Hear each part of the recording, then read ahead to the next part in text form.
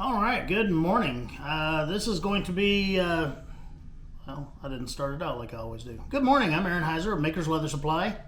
And this is going to be video 3 of the Lux Handbag. Today we're going to focus on some lining and start doing some final construction, putting all of our pieces together. So that's going to be great. But the first thing we need to do is put our little clasp on, okay? Now, I put the other end on our little tooled flap already. It's very self-explanatory. You push it on the back, or you push it on there, and then you put some screws in it, okay? The little screws came with the clasp. This is called a tuck clasp. This particular one did come from Tandy. It's a very nice clasp. It's very good quality. It's well made, and I have no problem using this on any kind of a nice project. So yeah. Anyway, but I will say this: if your piece is a little bit too thick, which mine was, I beat the end of it down with a hammer, just a flat-faced hammer. Okay, and that helped me to be able to push that piece onto there.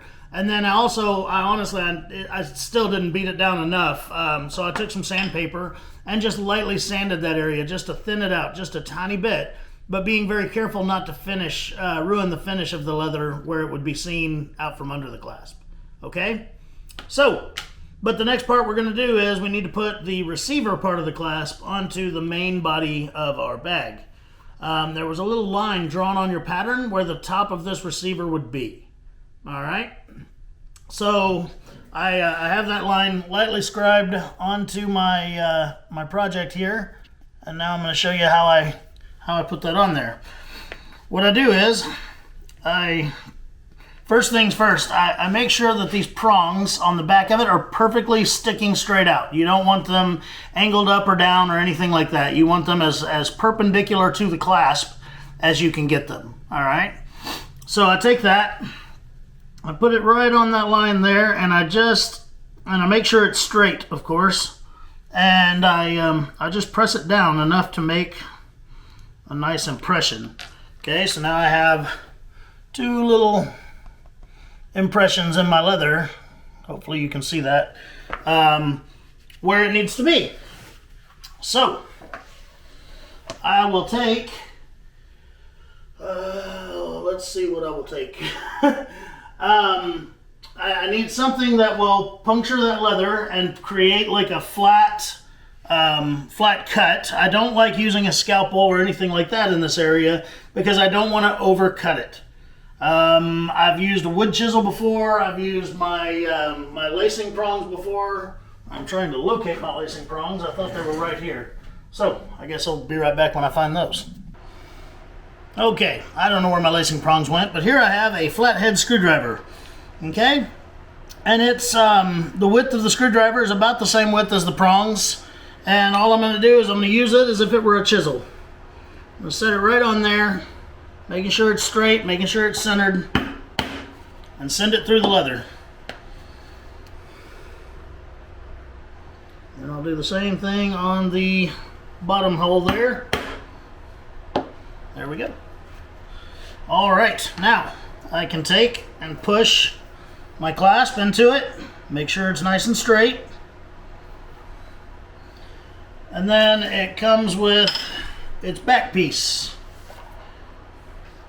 which was also sitting right there. It is under my coffee cup.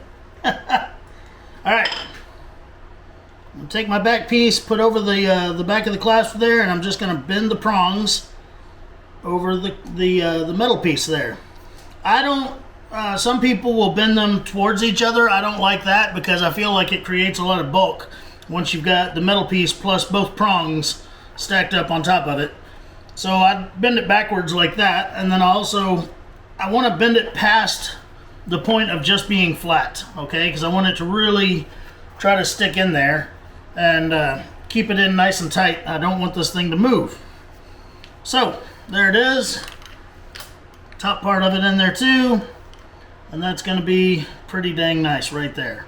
The back of this, the flap over piece here, we will sew it into the bag once the bag is put together, just to make sure we've got the correct spacing and everything like that. We want to make sure that it runs over it really nicely, and you know, it's not too tight, it's not too loose. That's why I usually will install it and sew it last. It is more difficult to sew into a finished bag, but I like to make sure that it's in exactly the right position.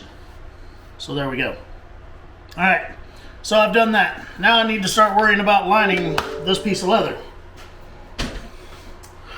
So generally, I would take my lining leather and I would just glue it on there and cut the whole thing out. But this bag is different. This bag is very different. These pieces that we sewed the zipper gusset onto, if we sewed these to the bag, then you'd have a stitch line going across the outside of your bag, and I don't want that. So we're going to do something inventive here, and we're going to sew it only to the liner of the bag. All right? Now, the reason that is difficult and we have to build it in pieces is because if we cut the liner to exactly the dimensions of the bag, then it's hard to glue up and get them all lined up perfectly. So I'm just going to cut a few things that I need to cut to make sure that I've got it just right. Okay, so what I'm going to do is I'm going to hold it down here, and I want to create a straight edge where it'll be right at the bottom of the bag. And I'm going to put a ruler on it just to hold everything nice and straight there. There we go.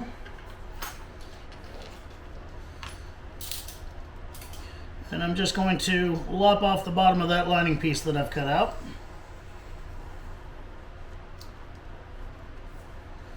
There we go. Now, keeping those two parts lined up, I'm going to do the exact same thing on the top. Now the top is not flat like the bottom is. So what I'm going to do is just take the high points.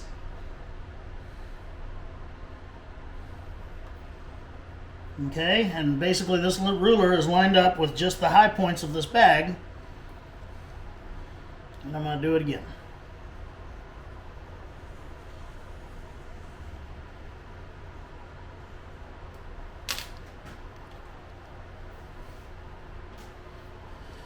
All right, now we got somewhere we can start, okay? So, when I sew this zipper piece onto here, I want it to where the zipper, the top of the leather is right even with the top of the bag. Okay, and that way once we've got it on there, we're actually going to fold this over a little bit so that the zipper pieces will curve into each other, but yet the side of the bag will remain upright. Okay? So, let's figure that out, right?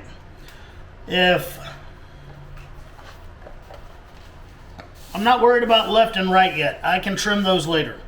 Okay, but I am worried about up and down. So I want to put this sucker up there, and what I'm going to do is I'm just going to hang the teeth of the zipper off of the top of the bag. And then that will show me where I need to place this. Excuse me, it needs to be upside down. It's one of those days. All right, it's rainy outside and things are going on over in the store, and it's just been one of those days. So I want to center this right and left because I don't want to accidentally get it too far to one side or the other and not have it line up inside the bag. Okay, and it's going to be right there. Now I do not like to glue things like this because I don't want to see glue once it's sewn. So what I'm going to do is I'm going to put a piece of very thin double-sided tape under this, and I'm going to make sure that my stitch line is above that tape. Because once again, I don't want to peel that down later and find out that I can see that tape, because it just looks gross. All right, it looks all sticky and yeah. So here's what I'm going to do. I'm going to take my double-sided tape. This stuff's 1/4 inch thick. I want it thinner. I'm just going to take my knife and split it.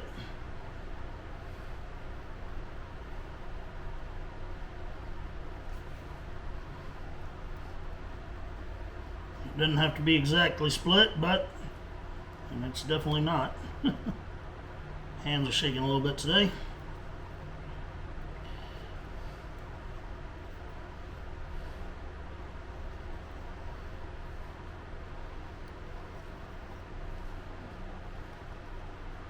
we go. All right, so I'm just going to take and unroll me a piece.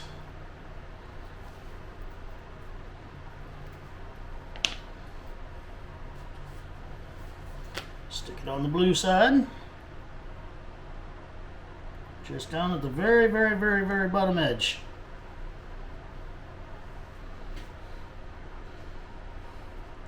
Making sure that it doesn't overhang on either end. Okay, I got it a little bit long on this end, so I'm just gonna cut that little bit off of it.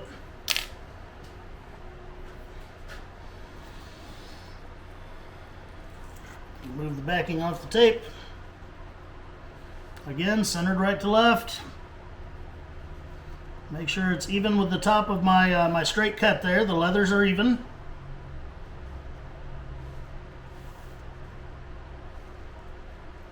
There we go. I'm going to stick her down. Actually, I'm going to move it over a little bit, and then I'm going to re-stick it down. That was not a good stick. Wasn't paying enough attention to the right and left of it all.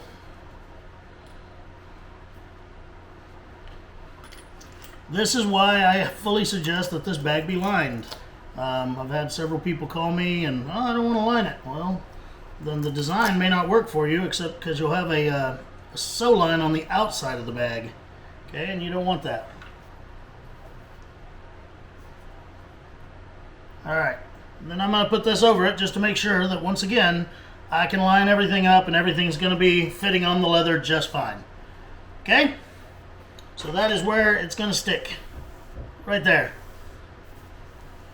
Now, I will create a little bit wider stitch line than I normally do because I want to get outside of that tape.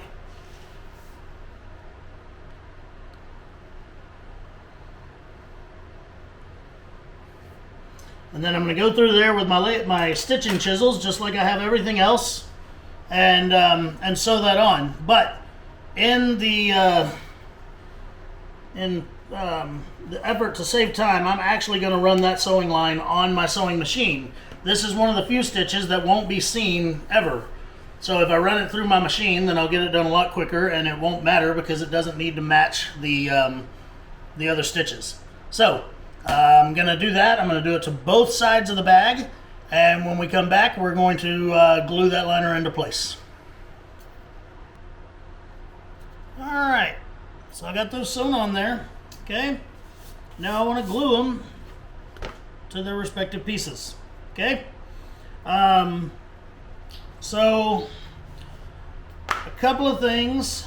One, if you're using really thick leather, you may want to skive the bottom edge of your liner there. I did. I ran it through the skiving machine. It's not a thick leather, but I still just want that to be kind of thinner there at the bottom with how this thing's going to go together. If you're not great at skiving, don't worry about it. It's not that important. Or if you're using a really soft liner that's going to be difficult to skive, I fully understand not doing it. And that's why I didn't even do it on camera. It's not that important. Okay? Now, what I am going to do though is I'm going to put this piece on top of this piece, and I'm going to center it. And when it's centered, the little corners here should be right at the edges of your veg tan piece. Okay? And when I do that, I'm going to just use my fingernails down here to make sure that I am lined up where I need to be centered right and left. Alright, now I'm going to use contact cement, and I'm just going to slather it all over the back side of this and the back side of this. But first, I want to take the part that I sewed on here and I want to pre-stretch and bend it a little bit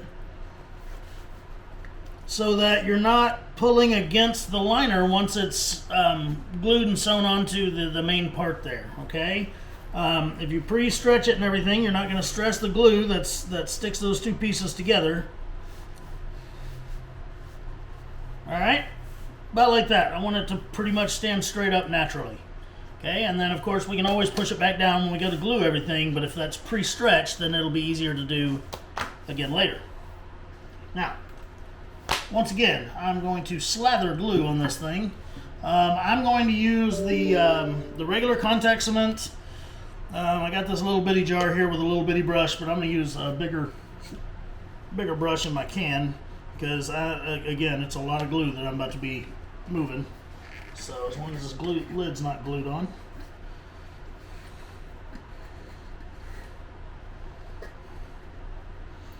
So, over at Makers, we also have, besides the glue jars that we love so much, we have started carrying this right here.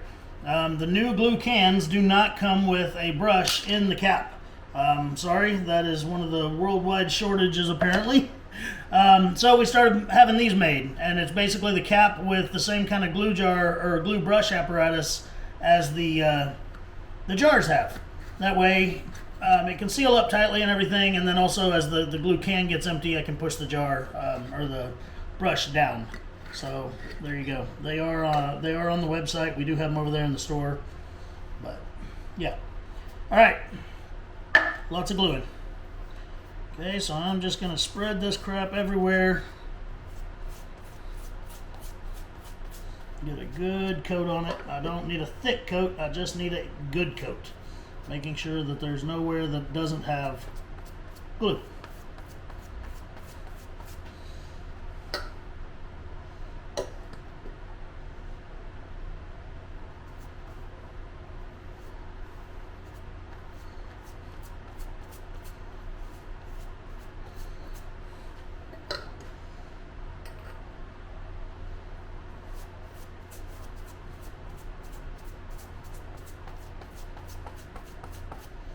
Lots and lots and lots of stinky glue.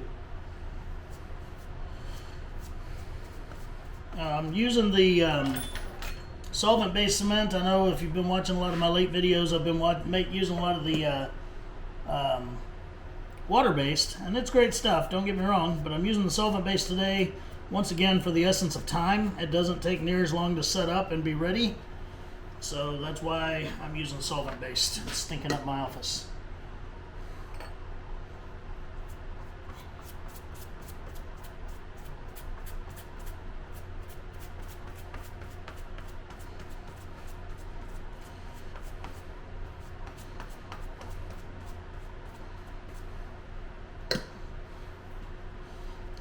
So there's that. Now, contact cement works best if it's on both pieces. Well, it works if it's on both pieces. It does not work if it's not on both pieces. So here we go.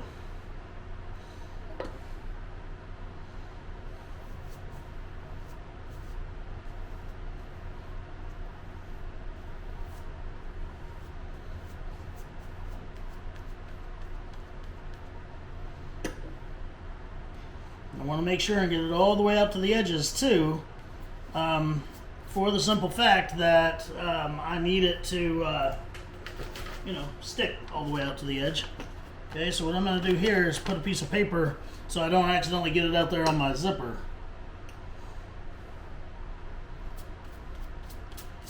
And then later on I'll find out that that's probably a pretty important piece of paper that I put there. It looked like a list of some sort.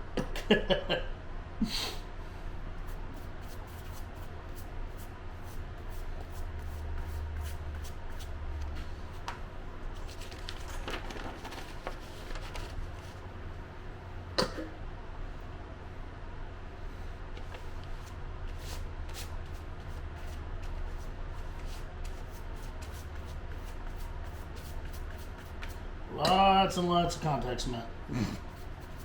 Lots and lots of smell. And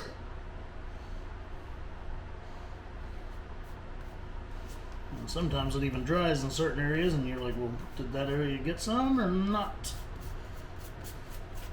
Alright. Alright, so we're going to let that set up for a few minutes, and then when we come back, we're going to put those two pieces together.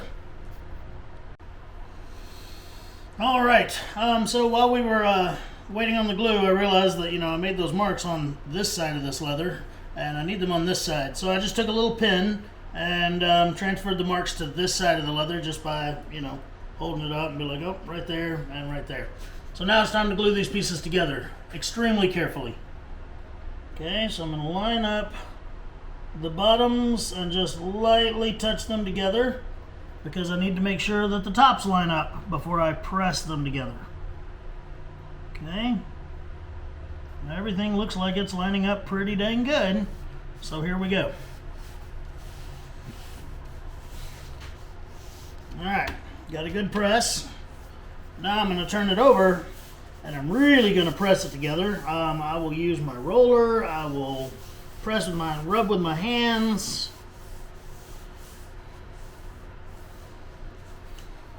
So I want to make sure that it's there. Okay, I want to have real nice edges and everything when I'm done, so I really want to press all this together really well. Okay, where is my roller? The only one I seem to ever be able to find is this gigantic gargantuan here. I don't like it as much because I can't get as, you know, my pressure is spread out over more surface. I want my smaller one back. I don't know where it went.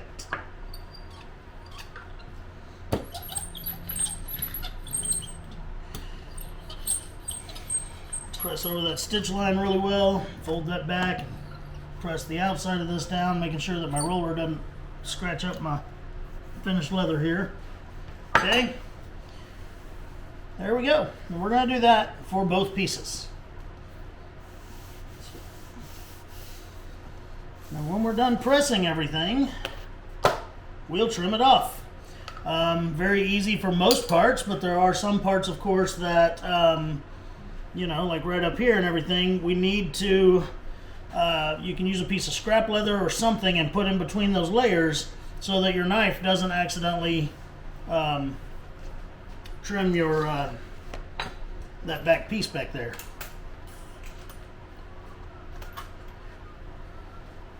So,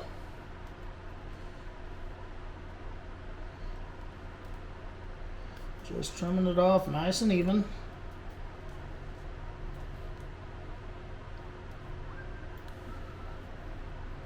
Like that. I'll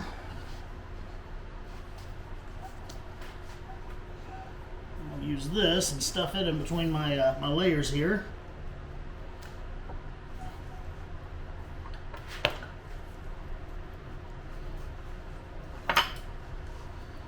My desk gets real small once I start putting tools everywhere. I'm sure everybody out there can relate to that. I used to do a little bit of woodwork with a guy, and I swear that guy would walk across his shop, grab one tool, walk back across his shop and use it, and when he was done with it, he would go put it back. And while his shop was always very nice and neat, and you could always find what you were looking for, to me, that was just pure madness. I mean, kudos to him for having that kind of self-control. But when I use a tool, it usually ends up just right there by my hand, and then I put them all up at the end of the day. Maybe.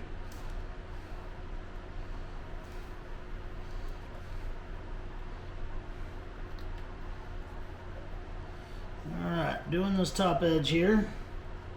I normally don't like cutting against my rubber pad because it just doesn't cut as well as the other cutting surfaces I use, but again, I need something thin that I can put in there.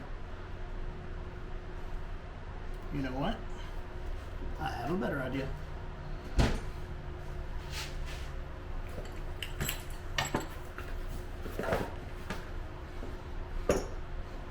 Look at that little guy. Perfect. Alright. He'll be better.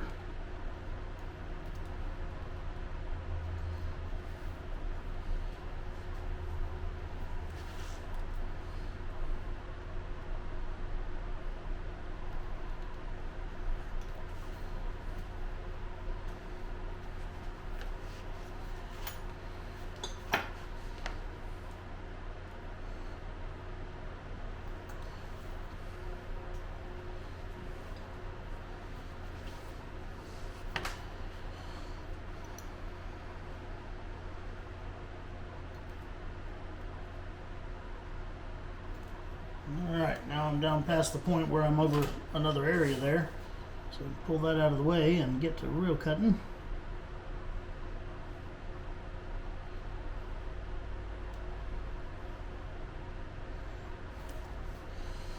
Alrighty. There we go.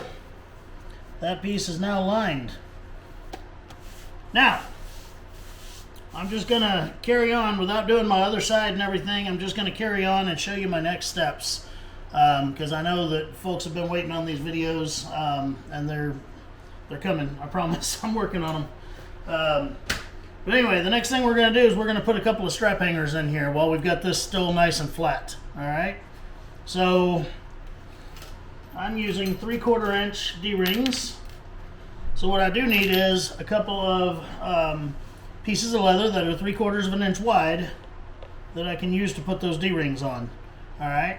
I have not cut them yet, so I'm gonna just run over there to my little cutting bench and just cut out 2 little straps that are 3/4 of an inch wide. And when I come back, I'll show you how we'll put those in there. Alrighty, so I'll zoom in a little bit on these. There we go. So I got me a little 3/4 inch strap. It is 3 3/4 of an inch long. That may be too long, I don't know. I don't think it will be. But we're gonna take one, put a D-ring in it. You can glue it shut or double-sided tape it shut, and that'll help with the rigidity to get it up under there. Okay, but these slide into these little areas here. Now, I will say this, it helps if you open these up and pre-stretch them a little bit. Okay, otherwise you're going to have a hard time getting one in there. I'm just going to use some double-sided tape to hold them rigidly while I do what I got to do.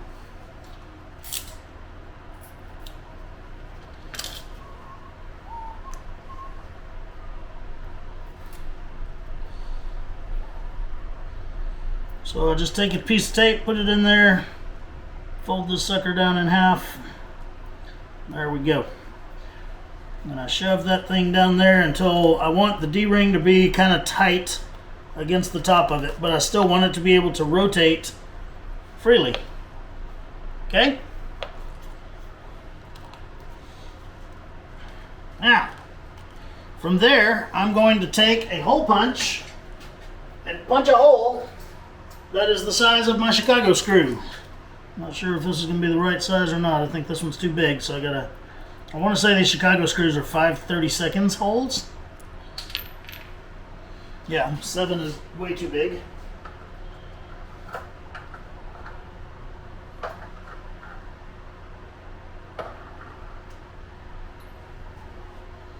Yep, 5/32 is where it's at. So what I'm going to do though is I'm going to punch it, and I'm going to get it through this layer and the tan layers. Then I'm going to pull the tan out and drive it through the other layers. Otherwise, the bevel of this will make that whole stretch way too much, and we don't like that. There we go. Now I got to push this back in there and line it back up. Not a big deal. And then I can put my screw in there. Work the screw all the way in to where it's nice and tight. And then once I put the back on that screw, there's how that's going to look. It's got a nice clean appearance. Normally I use rivets for things like this, but I don't have any rivets that are the color that I wanted for all this project. This entire project has stainless steel and nickel type hardware. And well, I don't have any kind of rivets like that. All I have are brass or copper. But on a lot of my bags, that's what I use, is the brass or the copper ones. Okay? So there it is. Check that out. Ain't it pretty? Now, I'm going to do that to the other pieces of this this bag. Okay, I've got to do the same thing over here. I've got to fully line the other one and everything. But I'm going to cut the video off for the day because I want to make sure that this glue right here that I put this liner on with is just good and stuck and cured before tomorrow when I start doing other stuff to it.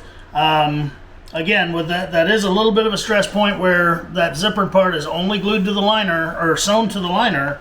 So I just want to make sure that my glue sets up really well before I start doing too much tugging on it and stuff like that. So until next time, I'm Aaron Heiser, Maker's Leather Supply. This was the Lux Handbag Part 3, and in Part 4 we're going to finish this bad boy. Have a good day.